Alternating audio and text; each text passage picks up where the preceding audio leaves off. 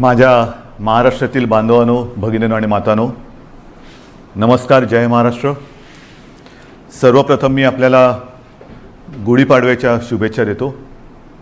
आजपासून आपलं नवीन वर्ष सुरू होतं आहे. खरं म्हणजे या शुभेच्छा आज सकाळीच मी आपल्याला दिलेल्या आहेत, पण प्रत्यक्ष आज आत्ता भेटून पुन्हा एकदा शुभेच्छा देतो आहे. गेल्याही वर्षी आपण गुढीपाडव्याच्या शुभेच्छा दिल्या होत्या आणि त्या सुमारास साधारणतः एक आपण अशी आशा व्यक्त केली होती, एक प्रार्थना केली होती की पुढचा गुढीपाडवा जो आहे म्हणजे आजचा, हा कोविड मुक्त वर्षाची सुरुवात करणारा असू दे. मधल्या काळामध्ये तशी परिस्थिती नक्की आपण निर्माण केली होती. त्याचं श्रेय मी आपल्या शासकीय यंत्रणा म्हणजे मग डॉक्टर्स, आरोग्य कर्मचारी, पोलीस वगैरे, महसूल यांच्या बरोबरीने आपल्याला सुद्धा त्याचं श्रेय देतोय. साधारणतः डिसेंबर, जानेवारी, फेब्रुवारीपर्यंत आपण कोविडवरती चांगलं नियंत्रण मिळवलं होतं. मग गेल्या वर्षीचा गुढीपाडवा म्हणजे साधारणतः हाच काळ आणि या वर्षीचा याच्यामध्ये नक्की फरक काय झालेला आहे? फरक खूप झालेला आहे.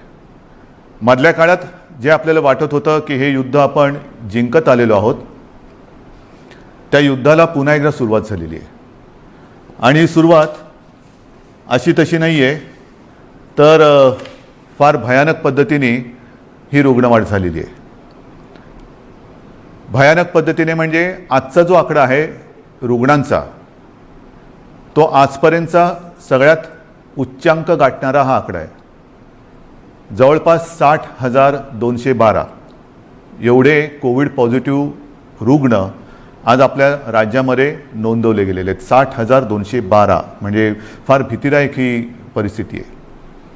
त्याच वेळेला मी एक आणखीन गोष्ट आपल्याला सांगू इच्छितो की साधारणतः गेल्या वर्षी जेव्हा कोविडने आपल्या राज्यामध्ये किंबहुना आपल्या देशामध्ये पहिलं पाऊल टाकलं, तेव्हा आरोग्य सुविधा काय होत्या मी वेळोवेळी आपल्याला कल्पना दिलेली आहे.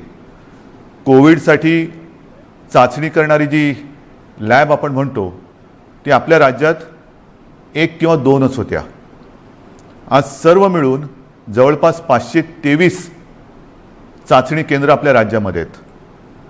आता तुम्ही म्हणाल तुम्ही 523 सुरू केलेत, ते केलेलीच आहेत, पण तरी देखील चाचणीसाठी आणि चाचणीचे रिपोर्ट यायला उशीर लागतोय. कारण सरळ आहे की आता त्या वाढवलेल्या सुविधासुद्धा आपल्याला अपुऱ्या पडायला लागलेल्या आहेत. प्रत्येक गोष्टीची एक क्षमता असते, त्या क्षमतेपेक्षा अधिक भार जर कोणत्याही यंत्रणेवरती पडला किंवा टाकला तर साहजिकच आहे काही काळ हे असं चालत राहील आणि मग काही काळानंतर ती यंत्रणा कोलमडून पडेल. आज आपल्या चाचणी केंद्रांवरती प्रचंड ओझं आलेलं आहे. रोजच्या रोज आपण चाचण्यांची संख्या वाढवतो आहोत. साधारणतः 85,000 करत होतो, ते आता 2.25 लाखापर्यंत गेलेले आहे. अजूनही वाढवतो आहोत. मुंबईमध्ये सुद्धा आपण खूप वाढ केलेली आहे. कोविड केअर सेंटर्स गेल्या वेळेला साधारणतः 2600 होते, 2665, आता 4000च्या आसपास आपण केलेले आहेत. बेड्सची संख्या वाढवलेली आहे. बेड्ससुद्धा मी बघतो इकडे की गेल्या वेळेला किती होते, गेल्या वेळेला साधारणतः 3.25 लाख होते, आता 3.5 लाखाच्या वरती गेलेले आहेत.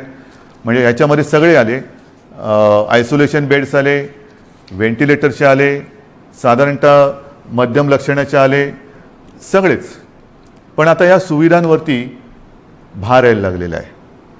मधल्या काळात आपल्याला कल्पना आहे की आपण MPSC 10वी आणि 12वी या विद्यार्थ्यांच्या आयुष्याची खेळ व्हायला नको म्हणून या परीक्षा आपण पुढे ढकललेल्या आहेत. या परीक्षा आपण पुढे ढकलू शकलो. कोविडची लाट कमी झाल्यानंतर ते आपण घेऊ शकतो, पण आपली जी परीक्षा सुरू आहे ती परीक्षा मात्र आपण पुढे ढकलू शकत नाही. माझे तर म्हणणे लवकरात लवकर त्याच्यामध्ये आपल्याला उत्तीर्णच व्हावं लागेल, व्हावंच लागेल. आज चहूबाजूने आपल्यावरती दडपण येते, ऑक्सिजनची कमतरता जाणवते. मी मुद्दामून आपल्याला हे सांगतोय, याचं कारण की मी गेले काही दिवस समाजातील प्रत्येक घटकाला सोबत घेण्याचा प्रयत्न करतो आहे, त्यांच्याशी चर्चा संवाद करण्याचा प्रयत्न करतो आहे, सगळ्यांचं एकमत करण्याचा प्रयत्न करतो आहे. साहजिकच आहे मतमतांतरही असणारच, पण ही मतमतांतरं किती काळ आपण चर्चा करत बसायची, चर्चा चर्चा चर्चा, निष्पन्न काहीच नाही. हे आता परवडणारं नाही आहे. कारण हा जो कालावधी आहे, हा जो वेळ आहे, हा एकदा जर का आपल्या हातातून निघून गेला तर मग आपल्या मदतीला कोणी येऊ शकणार नाही. आणि ही सगळी परिस्थिती आता मी जी तुम्हाला सांगतो आहे, साधारणतः आज आपल्या राज्यामध्ये 1200 मेट्रिक टन ऑक्सिजनचं उत्पादन दर दिवशी होतं. 1200 मेट्रिक टन. आजच्या घडीला आपण 100% ऑक्सिजनचा वापर हा पूर्णपणे आरोग्य सुविधांसाठी, म्हणजे ज्यांना कोविडमध्ये ऑक्सिजनची आवश्यकता आहे, प्राणवायू, त्यांच्यासाठी वापरतो 100%. आणि हा वापर जर 1200 मेट्रिक टन आपला रोजचा उत्पादनाचा आकडा मी आपल्याला सांगितला, तर साधारणतः आजच आपण 950 ते 1000 टन प्रतिदिन एवढा ऑक्सिजन कोविड रुग्णांसाठी वापरतो आहोत. म्हणजे किती आपण काठोकाठ आलो ते बघा. बेड्स मिळत नाही आहेत, ऑक्सिजन आत्ता अपुरा पडायला लागलेला आहे. रेमडेसिवीर औषधांची प्रचंड मागणी वाढलेली आहे. रेमडेसिवीरचं सुद्धा मधल्या काळामध्ये मागणी एकदम खाली गेली आणि ती खाली गेल्यानंतर कंपन्यांनी उत्पादन जवळपास कमी केलं किंवा ना थांबवलं. अचानक मागणी वाढली आणि मागणी वाढल्यानंतर हे औषध पुन्हा तयार करायला साधारणतः त्याला, हे त्यांच्या शब्दात जे मला थोडंफार कळतं आहे, समजतं ते मी तुम्हाला सांगतोय, की ते औषध मॅच्युअर व्हायला 2 ते 3 आठवडे लागतात. आता तेवढा कालावधी त्याला द्यावा लागतो. आता हळूहळू हा पुरवठा आपल्याकडे सुरू झालेला आहे. आपण ही औषधं कुठेही कमी पडू देणार नाही. जिथून मिळतील तिथून आपण घेतो आहोत. ऑक्सिजनसुद्धा मी मुद्दामून आपल्याला हा नकाशा आपल्यासमोर दाखवतो आहे. केंद्राकडे आपण विनंती केलेली आहे. एक 4-5 दिवसापूर्वी माननीय पंतप्रधानांसमवेत जी व्हिडिओ कॉन्फरन्स झाली, त्या व्हिडिओ कॉन्फरन्समध्ये सुद्धा ही परिस्थिती मी त्यांना सांगितली. साहजिकच आहे, पंतप्रधान आहेत, त्याच्यामुळे मी काही वेगळं सांगण्याची आवश्यकता नाही. रोजच्या रोज त्यांच्याकडे हा अहवाल जातो आहे. रुग्णसंख्या किती आहे, एकही रुग्णसंख्या किंवा मृत्यू आपण लपवत नाही आहोत, हे तर तुम्हाला पहिल्यापासून माहिती आहे. पारदर्शकपणाने सगळ्या गोष्टीला तोंड देतो आहोत, धाडसाने तोंड देतो आहोत, हे महत्त्वाचं आहे. काही लपवत नाही आहे. आणि म्हणून मी त्यांना विनंती केली की पंतप्रधान महोदय, की आम्हाला आत्ताची जी काय परिस्थिती आहे ती पाहिल्यानंतर येत्या काही काळामध्ये ऑक्सिजनची आवश्यकता लागणार आहे. आमच्या इथे जे कारखाने आहेत किंवा जे उद्योग आहेत त्यांना मी विनंती केलेली आहे, त्यांनी तसं कबूल केलेलं आहे. त्यांच्या क्षमतेप्रमाणे ते आपल्याला ऑक्सिजन द्यायला त्यांनी सुरुवातही केलेली आहे. पण तरी देखील आपल्याला अधिकचा जो ऑक्सिजन लागणार आहे तो आम्हाला इतर राज्यातून आणण्यासाठी परवानगी द्या आणि ती वाहतूक सोयीस्कर होईल याच्यासाठी सुद्धा मदत करा. आता हे त्यांना सांगितल्यानंतर साधारणतः हा नकाशा बघा. ह्या नकाशामध्ये कुठून कुठून ऑक्सिजन आणण्यासाठी आपल्याला त्यांनी परवानगी दिलेले ते आपल्याला कळेल. विशेषतः ही जी राज्य आहेत ईशान्येकडची, ही किती 1000 किलोमीटरवरती आहेत, किती शेकडो किलोमीटरवरती. म्हणजे इतर राज्यातून जर का ऑक्सिजन आणायचं झाला तर त्यालाही यायला किती वेळ लागणार आहे हे सुद्धा आपल्याला माहिती असणं गरजेचं आहे.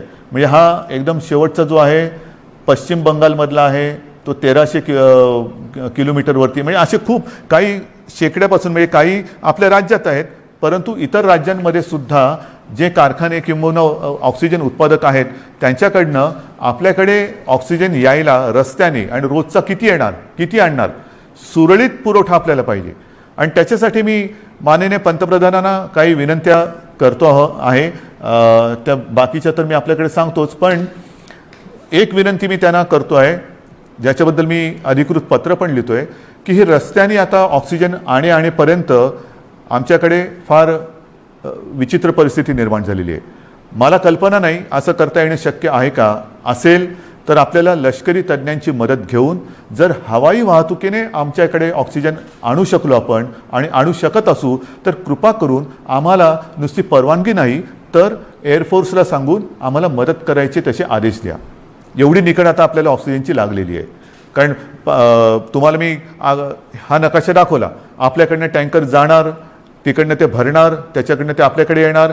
कदाचित तिथे जरी टँकर्स मिळाले तरी तिथे ते टँकर भरले जाणार आणि आपल्याकडे येणार. पुन्हा इकडे आणून एका वेळेला किती आणणार, आणखीन ऑक्सिजन लागणार. मग रोजची ही वाहतूक आपल्याला सुरू ठेवावी लागणार. रोज आपल्याला ऑक्सिजनचा हा पुरवठा लागणार आहे, रोज आपल्याला रेमडेसिवीरचा पुरवठा लागणार आहे. आणि ही सगळी परिस्थिती बघितल्यानंतर मग मात्र आपल्याला ही आपत्कालीन परिस्थिती आहेच ही धरून हवाई वाहतुकीने लष्कराच्या मदतीने सुद्धा जर करता येणं शक्य असेल तर कृपा करून तशी मदत आम्हाला करावी अशी विनंती मी आपल्या माध्यमातून सुद्धा म्हणजे आता या फेसबुक लाईव्हच्या माध्यमातून आणि मी स्वतः व्यक्तिगत फोनही करीन आणि पत्रसुद्धा लिहितो आहे. तर ही एक मागणी आहे. तसंच आणखीन एक दोन मागण्या ज्या मला काही वर्गाने केलेल्या आहेत त्यासुद्धा मी वाचूनच दाखवतो की साधारणतः मार्च महिन्यामध्ये GSTचा परतावा दाखल करण्याची मुदत असते. ती मुदत लघु आणि मध्यम उद्योजकांसाठी आणखीन 3 महिन्यांनी वाढवावी अशी मी विनंती माननीय पंतप्रधानांना करतोय की आता हे सगळे संकटातच आहोत आपण. हे संकट ही आपत्ती आहे. या आपत्तीमध्ये आपणच यांना सांभाळून घ्यायला पाहिजे. कारण इतर वेळेला अर्थचक्र चालवणारी हीच लोक आहेत. उद्योग धंदे राहिले पाहिजेत, रोजीरोटी राहिली पाहिजे, नाहीतर मग जगायचं कशासाठी. तर त्यांना थोडासा एक आधार देण्यासाठी GSTचा जो एक परतावा आहे तो त्याला 3 महिन्यांनी तरी किमान मुदतवाढ द्यावी अशी मी माननीय पंतप्रधानांना विनंती करतो आहे.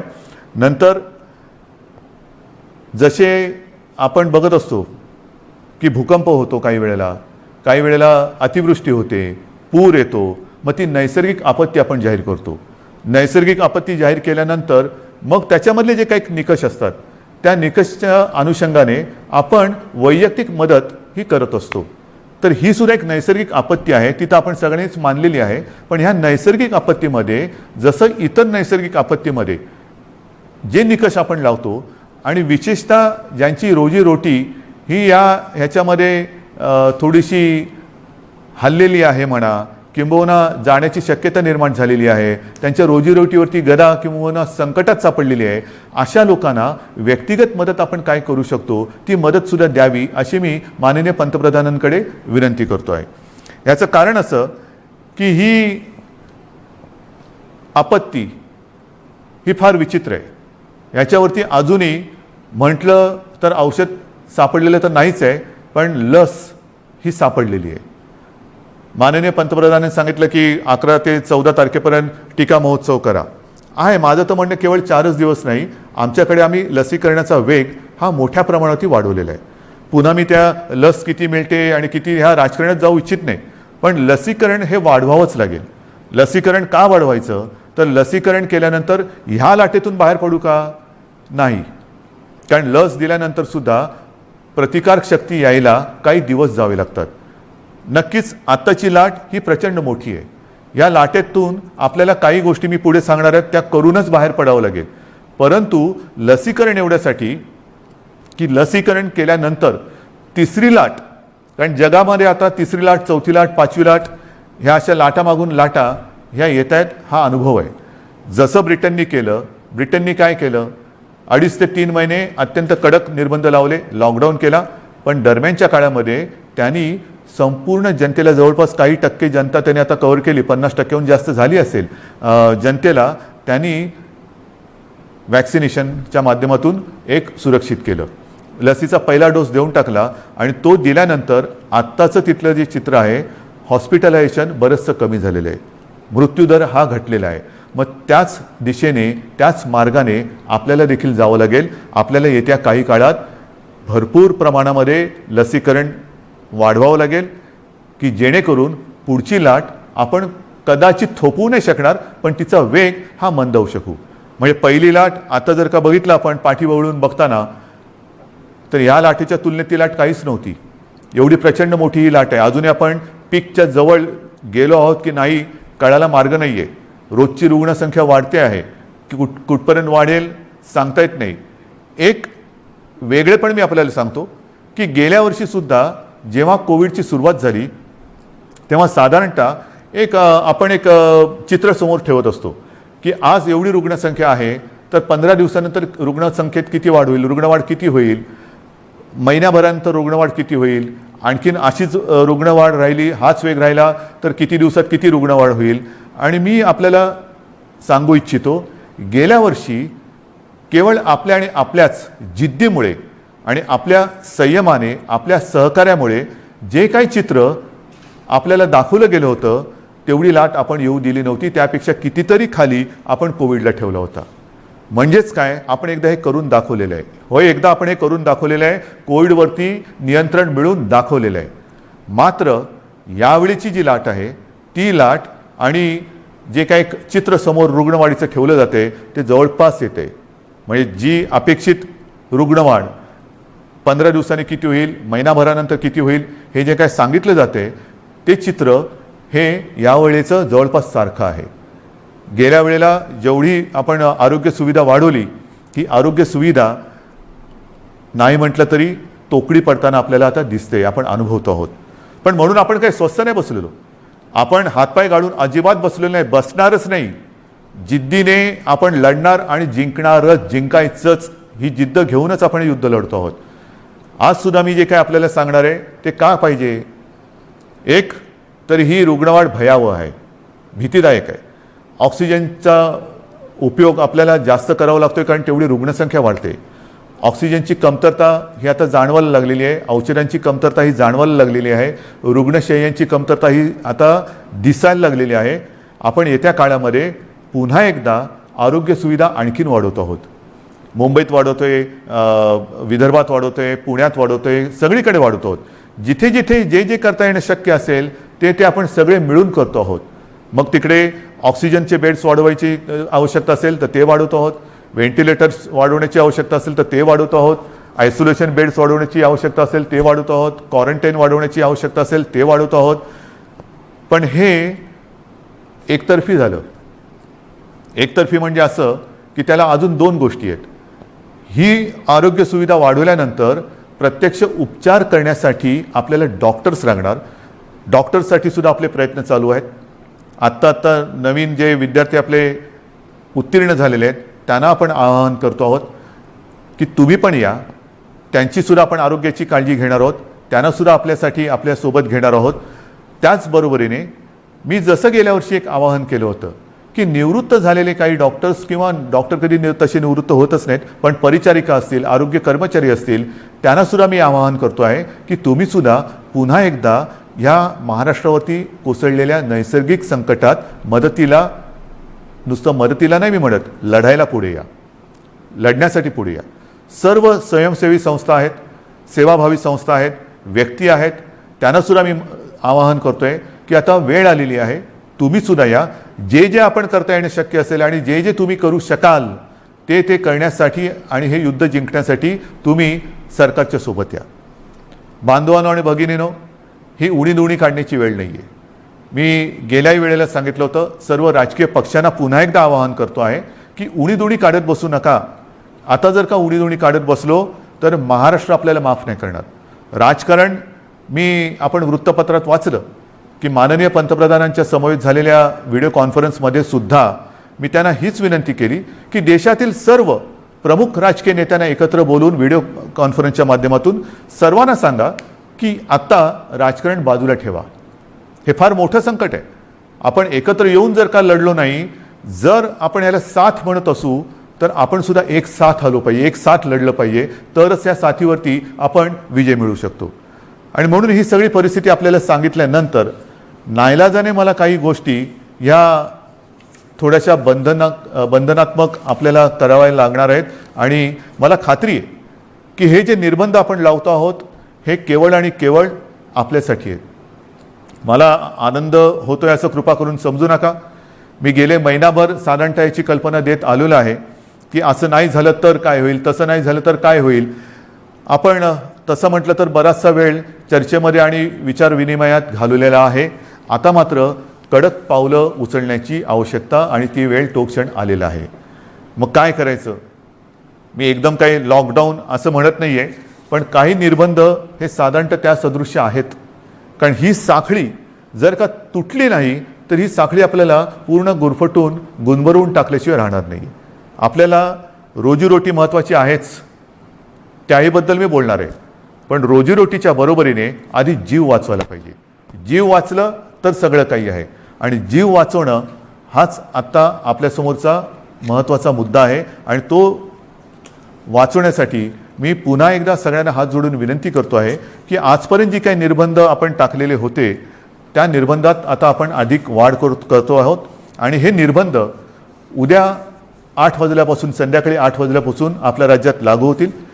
एक फक्त अपवाद थोडा आपल्याला करावा लागणार आहे, कारण तिथे 2-4 दिवसामध्ये मतदान आहे, ते म्हणजे पंढरपूर मंगळवेढा मतदारसंघ, विधानसभा मतदारसंघ. आपल्याला कल्पना आहे की तिथले आपले लोकप्रतिनिधी भारत भालके यांचं कोरोनामुळेच निधन झालं होतं.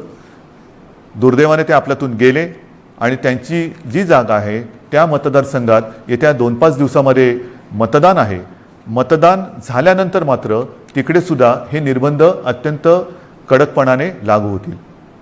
म्हणून मी थोडंसं माझ्या आणि आपल्या सगळ्यांच्या मनाविरुद्ध असलं तरी ह्या काही गोष्टी आपल्याला सांगतो आहे. मला खात्री आहे की आजपर्यंत जसं सहकार्य आपण मला केलं, ज्या ज्या गोष्टी मी आपल्याला सांगितल्या त्या गोष्टी आपण पाळल्या, तसंच सहकार्य येत्या काही दिवसासाठी आपण मला कराल आणि तसं करावं अशी मी पहिल्याप्रथम आपल्याला विनंती करतोय. काही निर्बंध मी आपल्याला वाचून दाखवतो आहे आणि बाकीचे सर्व निर्बंध जे आहेत, सगळे नियम आहेत, ते लवकरात लवकर हे प्रसिद्धी माध्यमाच्या माध्यमातून आणि आपल्या जी काही साईट आहे त्याच्यावरती अपलोड केले जातील की जेणेकरून सर्वांना अत्यंत स्पष्ट शब्दात त्याची कल्पना येईल.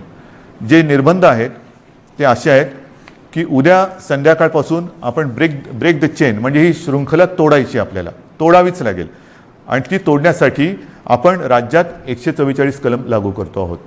म्हणजेच आजपर्यंत ही दिवसा जमावबंदी आणि रात्री संचारबंदी असं होतं, कधी रात्री जमावबंदी करत होतो. आता मात्र आपल्याला पुढचे किमान 15 दिवस राज्यामध्ये संचारबंदी लागू करावी लागत आहे. अनावश्यक येणं जाणं हे आपल्याला आता पूर्ण बंद, मी टाळणं म्हणत होतो, आता ते पूर्ण बंद करावं लागणार आहे.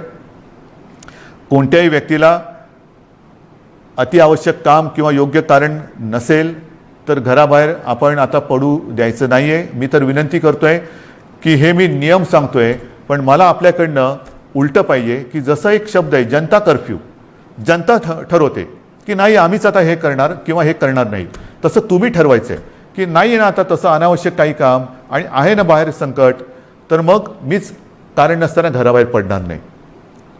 मी आता कोरोनाला मदत करणार नाही, मी सरकारला मदत करणार, मी माझ्या नागरिकांना मदत करणार. आपल्याला आता प्रत्येकाने ठरवायला पाहिजे की कोणाला मदत करायची, कोरोनाला मदत करायची की कोरोना विरुद्ध लढणाऱ्या सरकारला आणि माझ्या माता भगिनींना आणि बांधवांना मदत करायची. हा निर्णय आता ज्यांनी त्यांनी घ्यायचा आहे की कोरोनाला मदत करणारे कोण आहेत आणि कोरोना विरुद्ध लढणारे कोण आहेत, कोरोना दूत कोण आहेत आणि कोविड योद्धे कोण आहेत, हे आता आपल्याला आता कळणार आहे.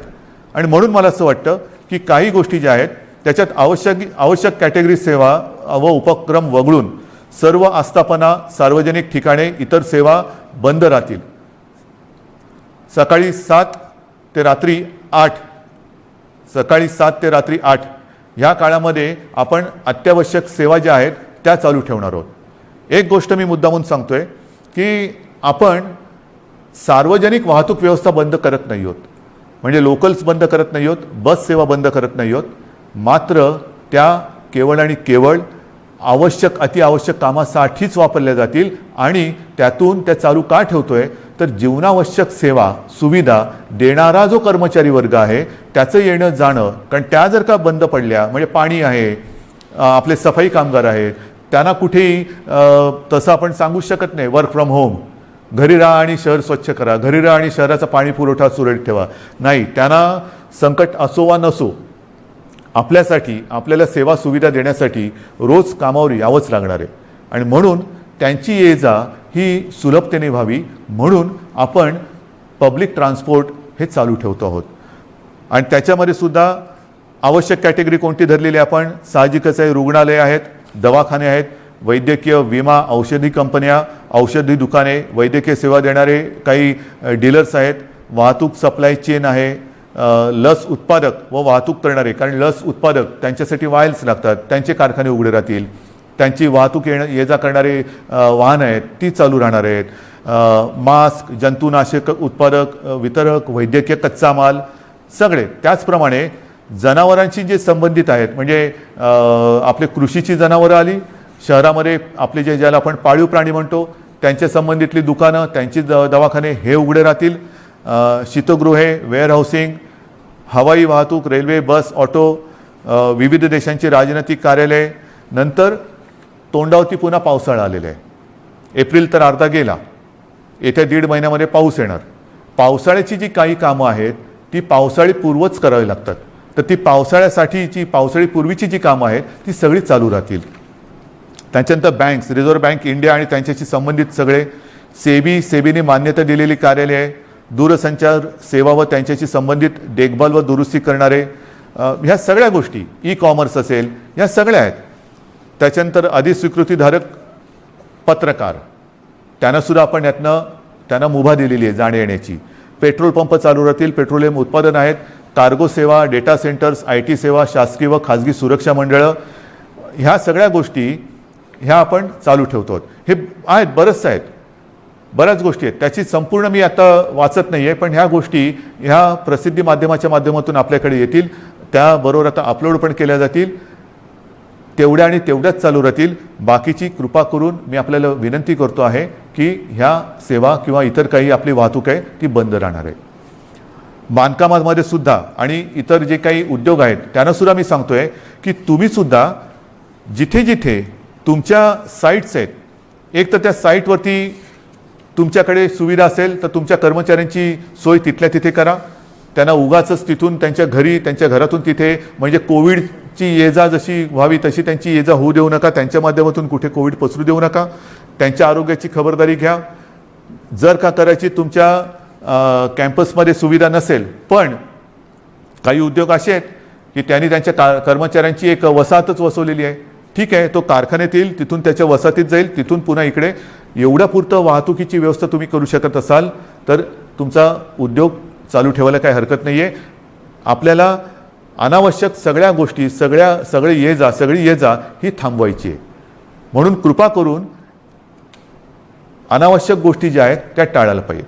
आता हॉटेल्स, रेस्टॉरंट यांनासुद्धा आपण त्यांच्यावरती पूर्वीप्रमाणेच निर्बंध असतील आणि टेक अवे व होम डिलिव्हरी एवढंच करता येईल. कर्मचाऱ्यांना लसीकरण आता हे बंधनकारक आहे. रस्त्यावरच्या खाद्य विक्रेत्यांना सुद्धा त्यांना आपण का परवानगी देतोय की अनेक गोरगरीब असे आहेत की ज्यांच्याकडे एकेका खोलीत ते 5-5, 7-7, 8-8 लोक राहतात. एका खोलीत एवढे लोक राहतात, त्यांच्याकडे स्वयंपाकघराची सोय नाही, मग बाहेर त्यांना खावं लागतं. आणि मग ते खाणार कुठे? जर रेस्टॉरंट्स आणि इतर ज्या काही गोष्टी आहेत त्यांना आपण टेकअवे घरी पार्सल नेण्यासाठी परवानगी देत असू, तर रस्त्यावरच्या खाद्य विक्रेत्यांना सुद्धा सकाळी 7 ते रात्री 8 ह्या वेळेमध्ये तिथल्या तिथे नाही, त्यांनी सुद्धा ते पॅक करून जो कोणी गोरगरीब येईल त्याला ते देण्याची व्यवस्था करावी. आपल्याला गर्दी टाळायची आणि अनावश्यक वाहतूक तर नाहीच पाहिजे. ह्याच्यामध्ये आवश्यक सेवेसाठी लागणारे उत्पादन करणारे उद्योग हे पूर्ण क्षमतेने चालू ठेवण्यात येतील आणि या उत्पादनांची निर्यात करणारे उद्योगसुद्धा चालू ठेवण्यात येतील. आपल्याला या सगळ्या गोष्टींची मी कल्पना देतो आहे. आता हे झाल्यानंतर काही गोष्टी अशा आहेत की बाबा हे सगळं तुम्ही निर्बंध सांगितले, मग आमच्यासाठी तुम्ही काय करणार? रोजीरोटीचं काय? मी मगाशी आपल्याशी बोलताना बोललो की माननीय पंतप्रधानांना आपण सांगतो की नैसर्गिक आपत्तीत व्यक्तिगत लाभ जसे आपण देऊ शकतो त्या अनुषंगाने काही लाभ ह्या नैसर्गिक आपत्तीत द्यावे अशी माझी विनंती आहे. मात्र राज्य सरकार म्हणून अन्न सुरक्षा जी आपली योजना आहे त्या योजनेअंतर्गत जे सगळे लाभार्थी आहेत, ह्या लाभार्थ्यांना प्रति व्यक्ती 3 किलो गहू आणि 2 किलो तांदूळ याप्रमाणे 1 महिना आपण आता मोफत धान्य देणार आहोत पुढच्या 1 महिन्यासाठी. म्हणजे कुठेही आपण त्यांची कदाचित रोजी ही मंदावली असेल पण रोटी थांबू देत नाही आहोत. त्यांच्यासाठी अन्नधान्याची व्यवस्था आपण करतो आहोत आणि याच्यामध्ये नोंद केलेले जे आपल्याकडे लाभार्थी आहेत त्यांची संख्या साधारणतः 7 कोटी आहेत. म्हणजे 7 कोटी जे आपले नागरिक आहेत ह्या वर्गात मोडणारे, त्यांना आपण पुढच्या महिन्यामध्ये, म्हणजे आजपासून जेव्हापासून ही बंधन उद्यापासून सुरू होतील, 1 महिना प्रत्येकी 3 किलो गहू आणि 2 किलो तांदूळ याप्रमाणे 1 महिना मोफत आपण धान्य देणार आहोत. तसंच आपल्याला सर्वांना कल्पना आहे, सरकार आल्यानंतर आपण 10 रुपयात शिवभोजन थाळी ही गोरगरिबांसाठी सुरू करण्याची योजना जाहीर केली. ती जाहीर केली, योजना सुरू झाली आणि कोविड आला. मग काय करायचं? तर ही योजना कोविड आल्यानंतर आपण 10 रुपयाची जी एक शिवभोजन थाळी होती ती 5 रुपयावरती आणली आणि साधारणतः मी तोही आकडा सांगितलेला आहे, आतापर्यंत काही कोटी लोकांनी ह्या थाळीचा लाभ घेतलेला आहे. आता आपण ही शिवभोजन योजना जी आहे, ही जी थाळी आहे ती 10 रुपयाची थाळी आपण 5 रुपयात केली होती. आता पुढचा 1 महिना शिवभोजन आपण मोफत देणार आहोत. 2 लाख थाळ्या जवळपास आपण रोज देतो. ह्या 2 लाख थाळ्या म्हणजे हे शिवभोजन आपण हे मोफत देणार आहोत गोरगरिबांसाठी. म्हणजे सांगतात ना की तुम्ही लॉकडाऊन करताय पण रोजीरोटीचं काय, तर रोजी थोडीशी मंदावणार आहे. मी पुन्हा एकदा सांगतो, मला कल्पना आहे, पण रोटी कुठे आपण थांबू देत नाही. ही संपूर्ण व्यवस्था, हा सगळा जो काय मी भार नाही म्हणत, हे कर्तव्य जे आहे ते कर्तव्य आपलं सरकार हे समर्थपणाने सांभाळणारच. भार हा पडणार सरकारवरती, जसा तुमच्यावरती पडतोय तसा सरकारवरती पडतोय, पण सरकार हा आपल्या सगळ्यांच्या आशीर्वादाने भार सोसणार आणि सोसायला ते समर्थ आहे. त्याचप्रमाणे आणखीन काही योजना आहेत. मी आता हे वाचतो. संजय गांधी निराधार योजना श्रावणबाळ आणि केंद्र पुरस्कृत इंदिरा गांधी राष्ट्रीय वृद्धापकाळ निवृत्ती वेतन योजना, इंदिरा गांधी राष्ट्रीय विधवा निवृत्ती वेतन, इंदिरा गांधी राष्ट्रीय दिव्यांग निवृत्ती वेतन योजना, या 5 योजनेतील लाभार्थ्यांना 2 महिन्यांकरता प्रत्येकी 1000 रुपये आर्थिक सहाय्य आपण आगाऊ देतो आहोत. म्हणजे आधी देतो आहोत, नंतर नाही, आत्ता आधी देतो आहोत. आणि ह्याचे साधारणतः लाभार्थी हे किमान 35 लाख आहेत. म्हणजे वरती मी जसं सांगितलं तुम्हाला की दारिद्र्य रेषेखालील कुटुंब आहेत, काही निराधार महिला आहेत, वयोवृद्ध आहेत, दिव्यांग आहेत, असंघटित क्षेत्रातील नागरिक आहेत, कामगार आहेत, रिक्षाचालक आहेत, आदिवासी समाज, यांच्यासाठी आपण 3 किलो गहू आणि 2 किलो तांदूळ ही योजना जाहीर केली. शिवभोजन आपण पुढचा महिनाभर मोफत देतो आहे.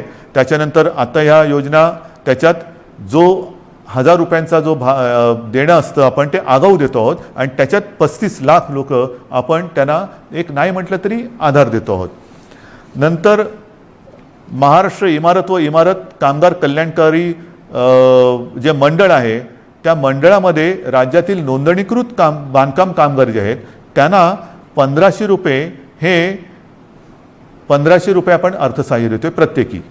म्हणजे त्याच्यामध्ये साधारणतः 12 लाख पुन्हा लाभार्थी आहेत जे आपल्याकडे नोंदणीकृत आहेत. हे 1500 रुपये आपण त्या बांधकाम वर्गातील कामगारांना देतो आहे. घरेलू कामगार, आता हा एक वेगळा आपण हे करतोय. घरेलू कामगार जे नोंदणीकृत घरेलू कामगार आहेत त्यांच्यासाठी सुद्धा आपण एक निधी देतो आहोत. म्हणजे हा सुद्धा एक मोठा वर्ग आहे तसा, जो नोंदणीकृत आहे त्यांना आपण हा निधी देतो आहोत. त्याच्यानंतर आता पुन्हा तळहातावरती पोट हे ज्यांचं आहे तोच हा वर्ग आहे. त्याच्यामध्ये आणखीन थोडा वर्ग बाकी आहे, तो म्हणजे अधिकृत फेरीवाले. अधिकृत फेरीवाले आहेत. या फेरीवाल्यांसुद्धा आपण एका वेळचे 1500 रुपये प्रत्येकी देतो आहोत. फेरीवाल्यांसाठी जे अधिकृत नोंदणीकृत आहेत फेरीवाले त्यांना देतो आहोत. आणि हे जे देणं आहे हे या फेरीवाल्यांची स्वनिधी योजनेत बँकांकडे नोंदणी असल्यामुळे बँकांमार्फत हे त्यांच्या बँकेत हा जो काही निधी आहे तो त्यांना हस्तांतरण दिलं. ह्याच्यामध्ये जवळपास 5 लाख लाभार्थी आहेत. तसंच आपले रिक्षाचालक आहेत, कारण सगळंच बंद केल्यानंतर रिक्षाचालकांनी काय करायचं, तर ह्याच्यामध्ये सुद्धा जे परवानाधारक रिक्षाचालक आहेत त्या रिक्षाचालकांना सुद्धा एका वेळेचं आपण 1500 रुपये हे देतो आहोत. आता याच्यामध्ये सुद्धा साधारणतः 12 लाख लाभार्थी आहेत. म्हणजे तुम्ही बघत जा, 7 कोटी 35 लाख 12 लाख 5 लाख 15 लाख आपण जे जे करता येणं शक्य असेल ते करतो आहोत. माझ्या आदिवासी समाजासाठी सुद्धा खावटी योजनेचा लाभ घेत असलेल्या आदिवासी कुटुंबांना प्रति कुटुंब आपण एका वेळेचं 2000 रुपये हे आर्थिक सहाय्य देतो आहे. ह्याच्यामध्ये सुद्धा आता लाभार्थी 12 लाख आहेत. म्हणजे आपण जेवढं करता येणं शक्य असेल तेवढं करतो आहोत. हे आत्ताच्या घडीला हे आपण जे पटकन करता येणं शक्य आहे ते करतो आहोत. त्याच्यानंतर आता ह्या टाळेबंदी हा शब्द वापरायचा न वापरायचा, पण ही जे काही निर्बंध आहेत त्या काळामध्ये आपल्याला कोविडवरची उपाययोजना जी आहे त्याच्यामध्ये इतर काही सुविधा वाढवायच्या आहेत. त्याच्यानंतर औषधं खरेदी आली, व्हेंटिलेटर्स खरेदी करणं आलं, सुविधा आली, सुविधांची उभारणी आली, त्याच्यासाठी काही पैसे लागतात. तर त्याच्यासाठी आपल्या जिल्हाधिकारी त्यांना काही पैसे आपल्याला त्यांच्याकडे देऊन ठेवावे लागतात की तुम्हाला आवश्यकतेनुसार, कारण पटकन आता रुग्ण आला आणि काही गरज लागली तर विचारत बसायचं नाही, जे जे करता येणं आवश्यक आहे ते तिकडे करायचं. आणि त्यांच्यासाठी सुद्धा आपण साधारणतः 3300 कोटी फक्त आणि फक्त कोविडसाठी म्हणून बाजूला काढून ठेवतो. म्हणजेच काय की आपण हा सगळा जर का एक आढावा घेतला तर ढोबळमानाने हे सगळं आपण करण्यासाठी जवळपास 5400 कोटी रुपये आपण हे विविध ज्याला आधार देतो म्हणतो, तुम्ही नुसती मदत नाही पण एक आधार देण्यासाठी आणि कोविड वाढू नये वाढलाच तर औषधोपचारासाठी सुविधांसाठी म्हणून आपण एवढा एक निधी बाजूला काढून ठेवतो आहे. आणि म्हणून मला असं वाटतं बांधवांनो आणि भगिनींनो, मी सगळी परिस्थिती आहे ही आपल्यासमोर ठेवलेली आहे. ऑक्सिजनची सुद्धा परिस्थिती आपल्याला सांगितलेली आहे, बिकट आहे. पुन्हा एकदा सांगतो, साधारणतः आपल्या राज्याची क्षमता ही 1200 मेट्रिक टन प्रतिदिनी उत्पादनाची आहे. आज जवळपास 950 मेट्रिक टनपर्यंतचा वापर ऑक्सिजनचा फक्त आणि फक्त कोविडग्रस्त रुग्णांना, ज्यांना ऑक्सिजनची आवश्यकता आहे, ज्यांचा श्वास घ्यायला त्यांना त्रास होतो आहे, ही कल्पनासुद्धा करणं अशक्य आहे, अवघड आहे की श्वास रोखला जातो म्हणजे काय होतं आहे, घुसमटणं म्हणजे काय आहे. त्यांचा श्वास मोकळा होण्यासाठी, त्यांचा श्वासोच्छ्वास परत नैसर्गिक होण्यासाठी म्हणून हा आपण ऑक्सिजन वापरतो आहोत. पण ह्याच संख्येने जर रुग्णवाढ होत राहिली तर हाताशी राहिलेला ऑक्सिजन हा येत्या काही दिवसात संपल्याशिवाय राहणार नाही. आजसुद्धा रोजची आपली रेमडेसिवीरची जी गरज आहे, किती वापर होतो आहे, सगळीकडनं मागणी होते, रेमडेसिवीर पाहिजे, रेमडेसिवीर पाहिजे. आपल्याला कल्पना आहे आपल्या राज्यात आजच्या दिवशी साधारणतः किती रेमडेसिवीर इंजेक्शन वापरले जातात? साधारणतः 40 ते 50 हजार, म्हणजे 40 ते 50 हजार सरासरी रोजची आजची आपली रेमडेसिवीर इंजेक्शनची ही मागणी आहे, गरज आहे. आता तुम्ही विचार करा, आजच्या घडीला रेमडेसिवीर थोडंसं कमी पडते, त्याची आपण हे करतोय, सोय केलेली आहे, येत्या काही दिवसात ते नियमित होईल.